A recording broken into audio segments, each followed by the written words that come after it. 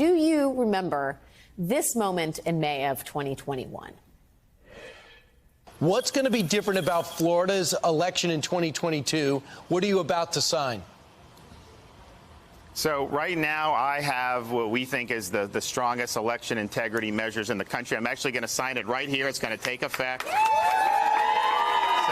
there you go. Bill is signed. Governor Ron DeSantis, nearly 3 years ago, signing Florida's voter suppression bill and doing it live on Fox and Friends. That little exclusive became sort of a campaign hallmark. DeSantis built his ill-fated presidential candidacy on turning his state into a MAGA wonderland. A year later, DeSantis signed the so-called Stop Woke Act, a law that essentially banned the teaching of race and racism in the state of Florida if it made white people uncomfortable. Governor DeSantis supported the idea that slavery benefited enslaved people, doubling down on a new curriculum that suggested slavery was sort of a skills training program. He signed the Don't Say Gay bill, which banned any teaching about homosexuality or gender identity in Florida public schools. And all of this was supposed to transform Florida into a conservative utopia that then would put Ron DeSantis directly on a glide path to be the next president of the United States.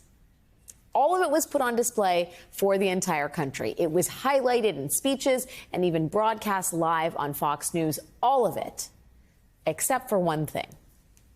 There was one agenda item that was so toxic, so unpopular with so many people, including Republicans, that Governor DeSantis decided he would sign off on it very quietly in a closed-door ceremony under the cloak of night. It was Florida's 6-week abortion ban. Since Governor DeSantis signed that law, Florida's abortion bans have been stalled in the courts. But yesterday, the Florida Supreme Court gave Governor DeSantis exactly what he wanted, mostly. The court upheld Florida's abortion ban, allowing DeSantis' 6-week ban to take effect. At the same time, though, Florida's highest court also decided to allow Florida voters the chance to amend their state's constitution this November and enshrine the right to an abortion. Putting abortion on the ballot in a presidential election year is the last thing Republicans wanted to happen.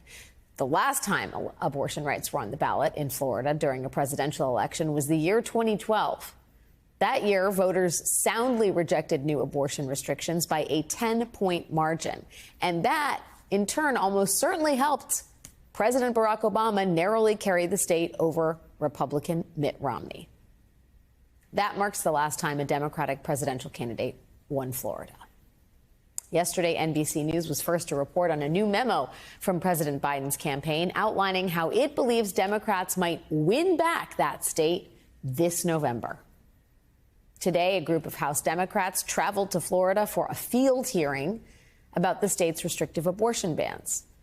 Among the witnesses at that meeting was Deborah Dorbert, a Florida woman who was forced by state law to carry her baby to term, despite doctors' assessments that the newborn would not survive long after birth and that carrying that pregnancy to term could risk her life.